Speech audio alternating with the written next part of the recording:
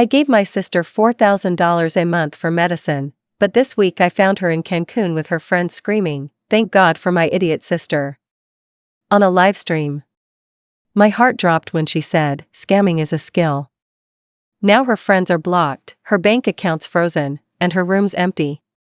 Talia, Ratch, the doctor said it's lupus. My insurance doesn't cover the good meds. It's $4,000 a month. I don't know what I'm gonna do.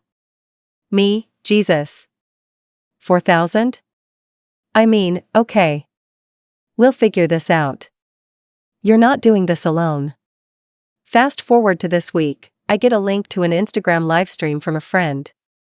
Talia is in Cancun, drinking, dancing, screaming, "Thank God for my idiot sister," and "Scamming is a skill," in front of her equally drunk friends. I nearly dropped my phone. Turns out she never had lupus. She took tens of thousands from me. Lied for nearly a year. I've since frozen her account, kicked her out, and cut her off completely. But I'm left reeling. Hurt, confused, and questioning how I didn't see it all along. 6 months ago, I was living a relatively quiet life in Flagstaff, Arizona. I'm a high school English teacher. Divorced, no kids, and a little too fond of my dog Murphy and lemon ginger tea. I've lived in the house my parents left me after they passed, small, creaky, and full of memories. It's not glamorous, but it's mine. Talia moved in with me after she broke up with another boyfriend in a string of many. She's my younger half-sister, we share a mom, not a dad, and we've always had a complicated dynamic. I was practically her second mom growing up. Our own mother worked 2 jobs just to keep food on the table, and from the time I was 10, I was packing Talia's lunches, helping her with homework, making excuses for her temper tantrums when mom was too exhausted to deal. She was a handful. Always had been. Loud, wild, unpredictable, and impulsive. But I loved her.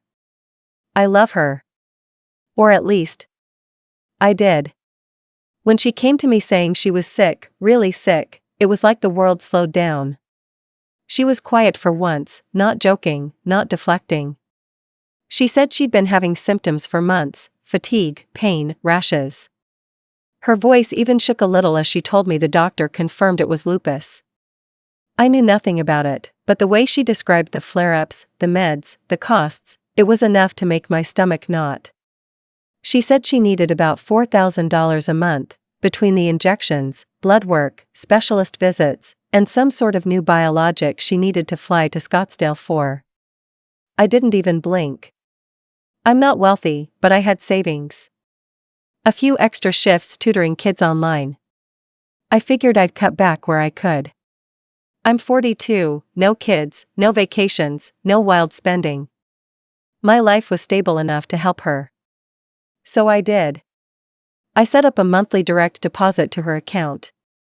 $4,000 on the 15th of every month. Sometimes she'd text to say thanks. Sometimes she didn't. I chalked it up to her being tired from the illness. At first, I noticed she was gone more often.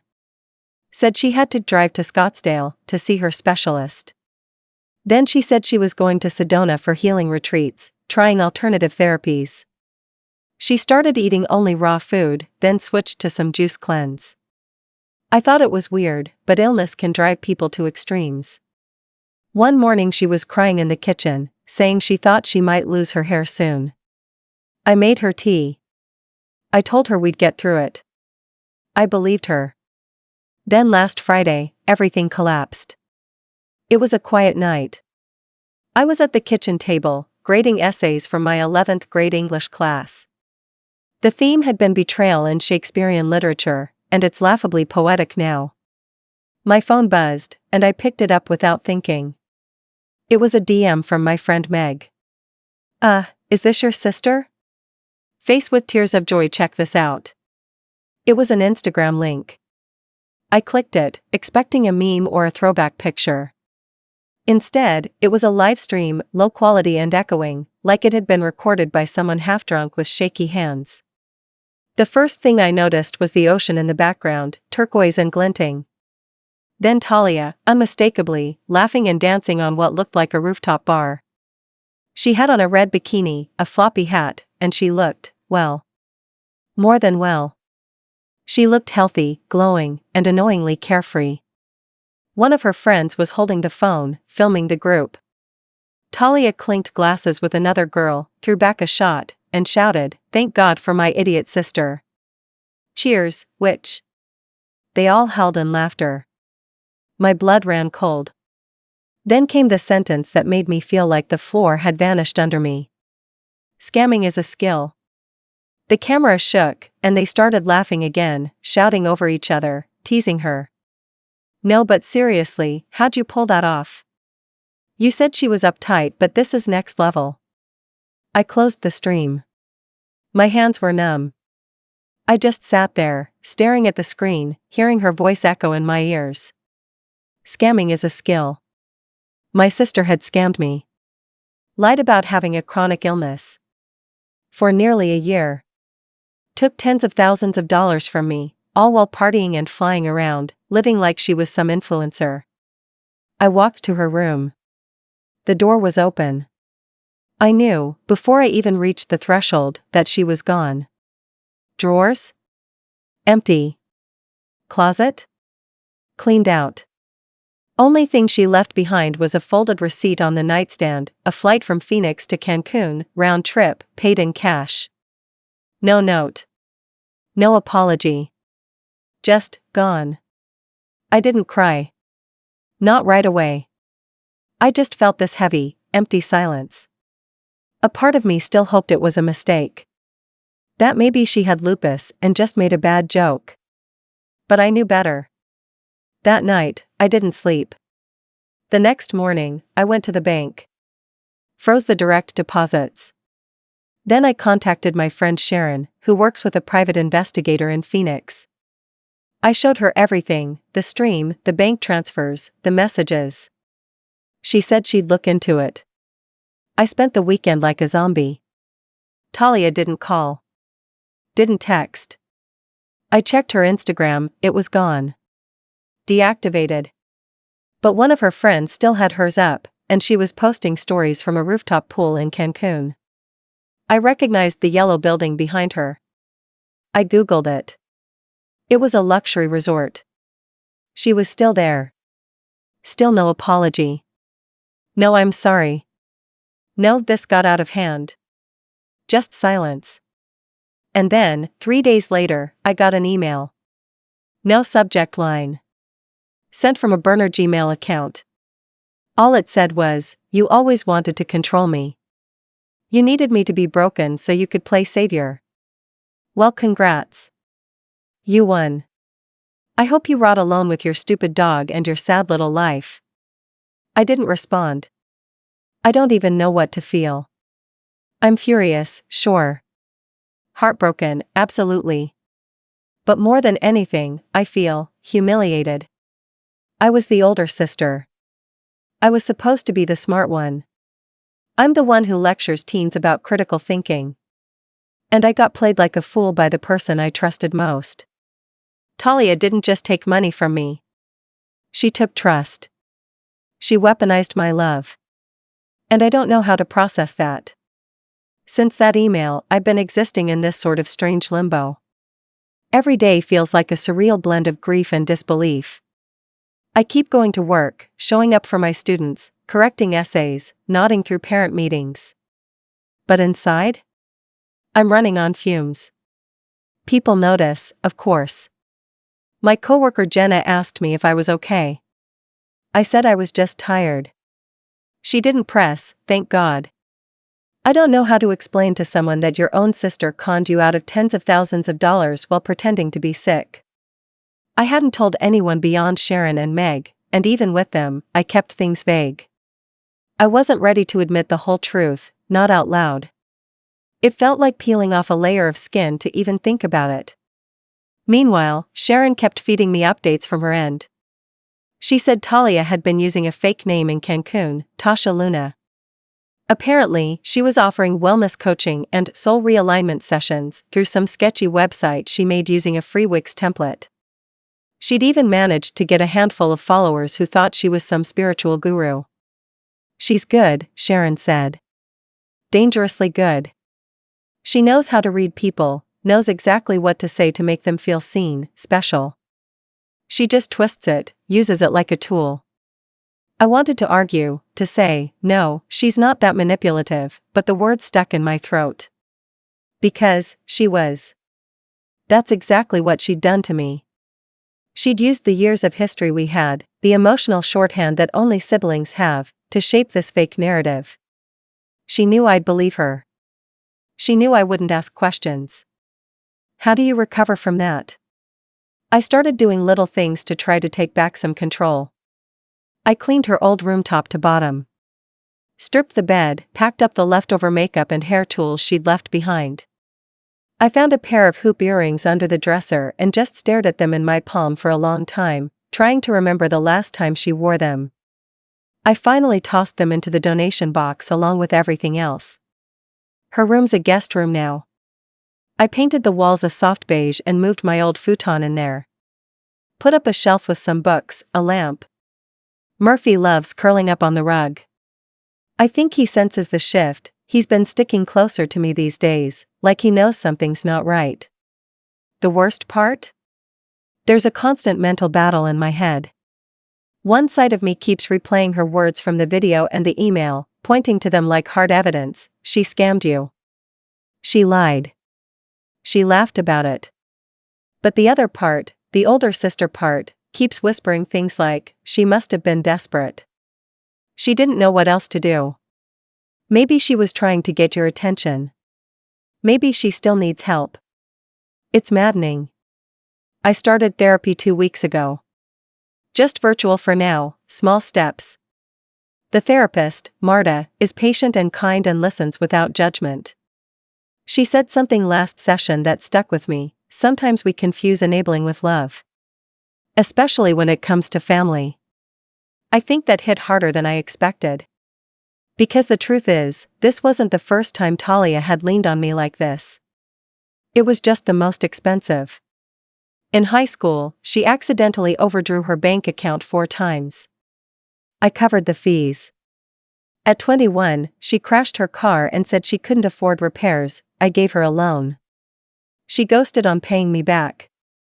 2 years ago, she said her roommate bailed on rent in LA and she was about to be evicted. I sent her $1,200. No questions asked. And every single time, I told myself I was being a good sister. That I was just helping her stay afloat. That she'd grow out of it. She didn't grow out of it. She got better at it. Sharon told me last night that they traced some of Talia's recent activity to Panama. Apparently, she's still moving. She's smart enough to know people are onto her. She leaves just as things start to heat up. Never stays anywhere long. Always changes her name just enough to avoid red flags. She's burning every bridge she walks on, Sharon said.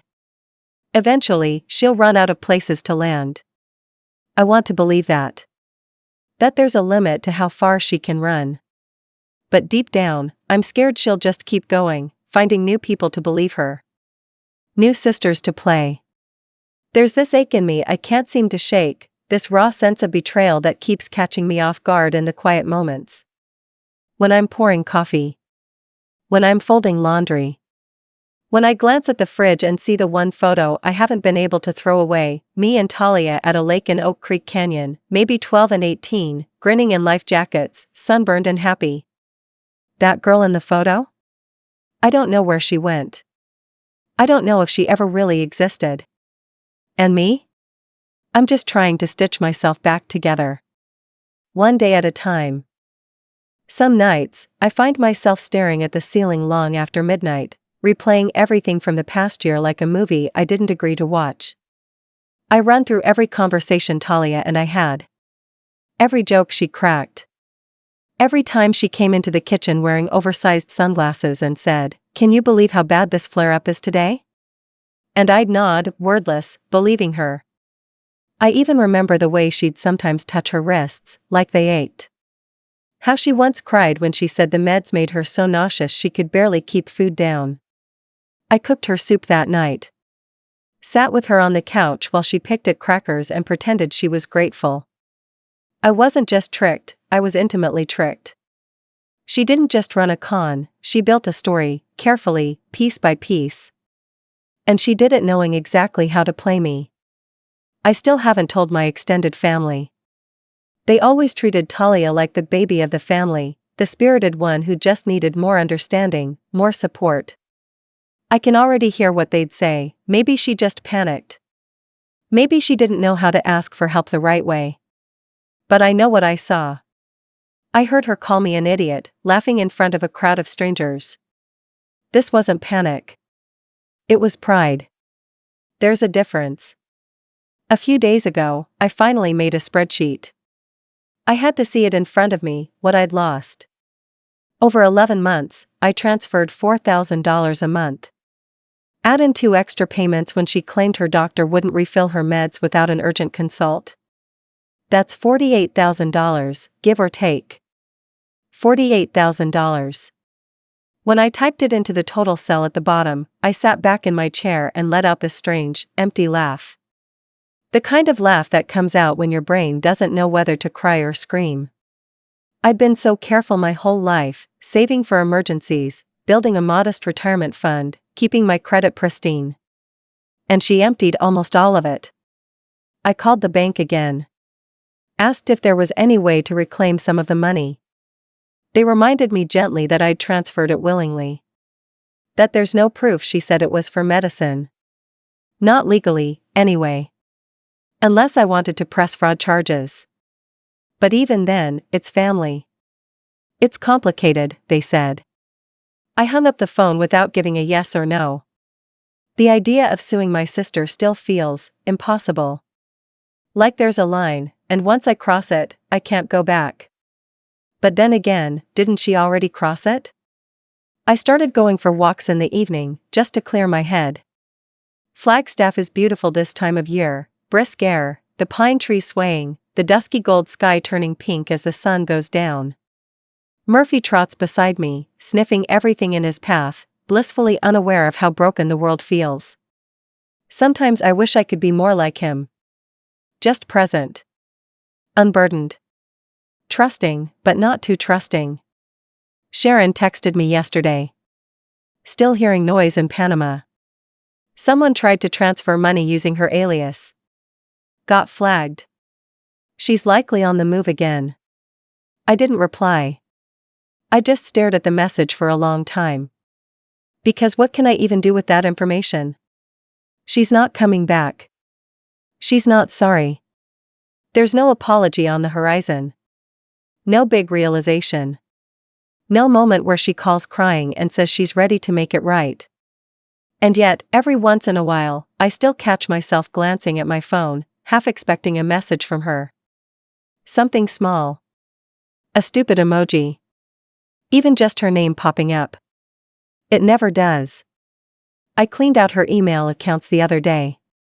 Not snooping, just closing things down.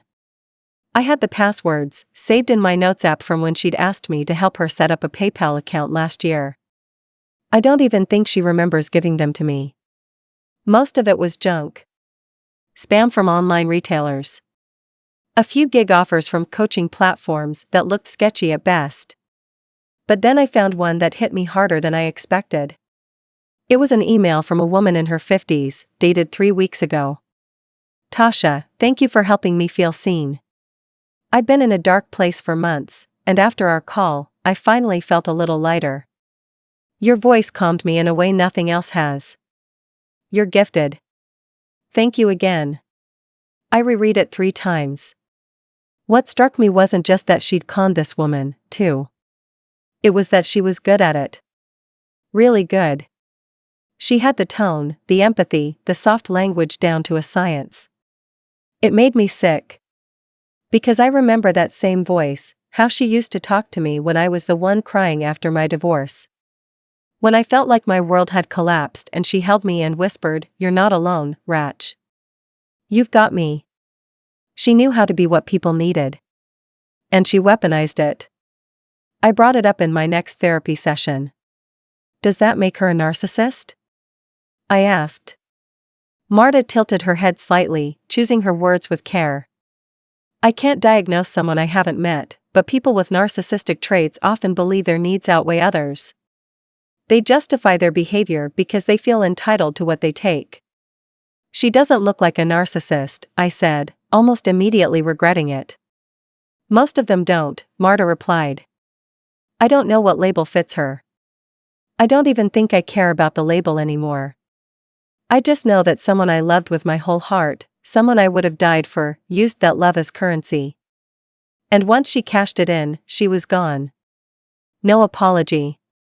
No remorse. Just gone. I'm learning how to rebuild now.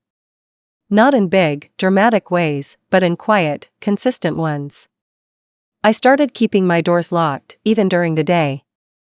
I bought a small safe for my financial papers. I changed all my passwords. I also started cooking real meals again, just for myself. I make salmon on Tuesdays and pour a glass of wine while Murphy waits patiently for scraps. I'm not fully okay, but I'm getting better at remembering what okay even feels like. I've been thinking about writing a letter to Talia. Not to send. Just to get the words out. To say all the things I didn't get to say when she left. Maybe if I write them down, they'll stop echoing in my head. Maybe then, I can start to move on. I started writing the letter the same night I decided to finally cancel the family trip we'd planned before all this happened. It was supposed to be a weekend getaway in Prescott, something small, just the two of us, with hiking and coffee shops and bookstores. I'd made a non-refundable deposit back in January. Instead, I wrote Talia a letter I knew she'd never read. Not because I couldn't send it, but because I didn't want her to twist it into something else, another tool for manipulation, another reason to make herself the victim. She was too good at spinning. But the letter wasn't for her. It was for me. For the version of me that needed to say everything out loud. I wrote about the night I made her soup. About the time I cried into her shoulder after my divorce. About the Christmas we spent on the porch wrapped in blankets when the heater broke. I wrote about how hard it was to admit the truth, how shame wrapped around me like a second skin. I wrote about betrayal and heartbreak, but also about letting go. And once I was done, I folded it up, slipped it into an envelope, and tucked it deep into the back of my desk drawer. Then, the unexpected happened. Sharon called. Her voice was calm, but I could hear something electric underneath. She slipped, she said. I sat up straighter. She got cocky again. There's a pattern with people like her, they start believing they're untouchable. She posted a story, forgot to block the right people. That Tasha Luna Wellness Retreat? It's being hosted in Belize next month. And? I asked slowly. And I know someone who signed up for it. The plan came together like clockwork. Sharon had a colleague, Natalie, ex-law enforcement, now working freelance security for a travel agency. Smart, composed, and most importantly, patient. Natalie signed up for the retreat under a fake name, posing as a wealthy divorcee looking for healing and clarity. The perfect mark. The retreat wasn't cheap. Talia was charging $2,500 for 3 days in a rented beachfront villa, claiming to offer personal healing sessions, guided meditations, and energetic detox. We funded Natalie's trip using some of the money I had left from my last tax return. It felt poetic in a way, investing the last bit of my losses into something that might finally close this chapter. The trip went off without a hitch. Natalie attended, got her healing session, and quietly documented everything: audio recordings, screenshots, payment receipts, and a video of Talia coaching her on how to harvest energy from generous people by playing the victim. All of it was enough to build a case for fraud, especially since Talia had claimed in writing, twice, that she was certified in spiritual therapy and trauma coaching. She wasn't. We checked. When we submitted the full package to the Belizean Tourism Board and their Ministry of Health, things happened fast. Faster than I expected. The villa she'd booked was rated mid-session. Nothing violent. Just a quiet, firm confrontation. Authorities walked in, paperwork in hand, and shut the whole operation down. Talia's laptop and phone were confiscated. Her accounts frozen for further investigation. The tourists were escorted out and offered free vouchers from the tourism board, damage control. Talia was questioned, detained, and given the option: pay back a portion of the fraudulent earnings and face a ban from returning to the country, or go through a lengthy trial that could involve international cooperation with U.S. authorities. She paid. It wasn't all of it, God knows she'd spent most of what she took, but it was something. Enough to finally feel like she was held accountable for once in her life. And me? I got a wire transfer through her lawyer 2 weeks later. $27,800. A number I never expected to see again. It wasn't the full amount she'd taken, but it was symbolic. A return. A reckoning. She didn't include a note. No apology. No explanation. Just cold, impersonal restitution. Fine by me. That money went into a new savings account, one she'll never touch. I put some toward my house. Took Murphy to a nicer vet for his arthritis treatments. Bought myself a new mattress and a small porch swing I'd been eyeing for years. And I booked a solo trip to Scotland. Not to run away. Not to mourn. But to start over. I didn't leave behind a forwarding address. A week after the funds cleared, I got one last email. Subject: you win. I guess you're happy now. You ruined everything for me. Congrats on being the hero. Hope the money makes you feel whole. You always needed the last word. I didn't reply. Instead, I opened the draft folder where I kept the letter I'd written, the one I never mailed. I added 4 more words at the bottom, in clean, steady handwriting. I finally let go. Then I closed the document, shut the drawer, and took Murphy out for a walk beneath the soft Arizona sky, knowing, finally, that I was free.